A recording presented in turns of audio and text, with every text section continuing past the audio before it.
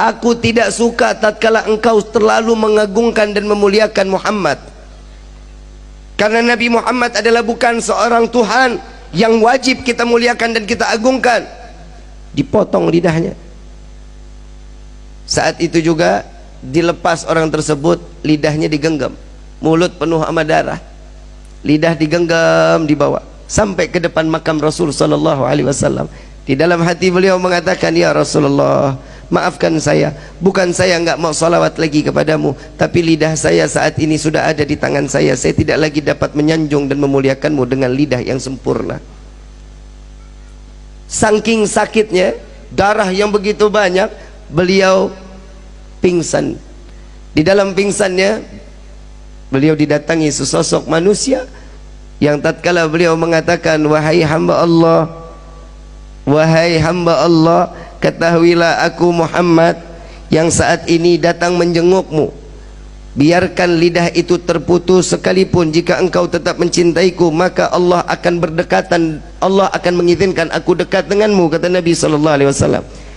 Namun si hamba Allah ini mengatakan, ya Rasulullah, tapi aku ingin bersolawat dengan fasihnya, dengan kegembiraan, dengan lisan yang penuh dengan kesempurnaan. Maka lidah tersebut diambil oleh Rasul sallallahu alaihi wasallam, dimasukkan ke dalam mulut. Di dalam mimpinya, tatkala terbangun dari tidurnya, lidahnya udah nyambung lagi. Di dalam mimpi Nabi memberikan manfaat kepada orang para pecinta Rasul sallallahu alaihi wasallam, sehingga seterusnya beliau terus dapat bersolawat kepada Nabi Muhammad sallallahu alaihi wasallam.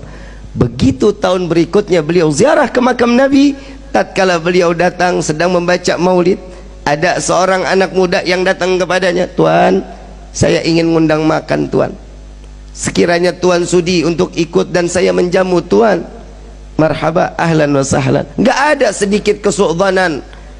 Lalu dibawalah oleh anak muda tersebut lewat gang yang sama, lewat jalan yang sama, ingin masuk ke dalam rumah yang sama. Lalu beliau mengatakan, wahai Tuan, saya pernah masuk ke dalam ini. Dahulu lidah saya dipotong oleh pemilik rumah ini. Apakah engkau juga ingin memotong lidahku, kata orang tersebut. Tidak, wahai hamba Allah, aku mengajakmu untuk mencicipi dari rezeki yang apa ada di saat ini.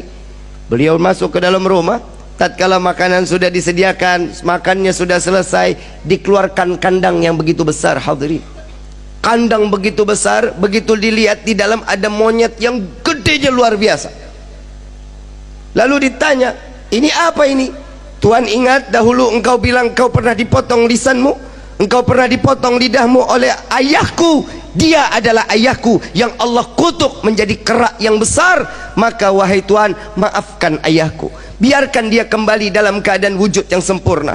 Maka hamba Allah ini mengangkat kedua belah tangan, ya Allah, aku maafkan orang tersebut yang telah membenciku dan membenci Nabi Muhammad SAW. Maka Allah rubah beliau dalam keadaan sempurna manusia tersebut, maka mati dalam keadaan membenci Rasulullah SAW.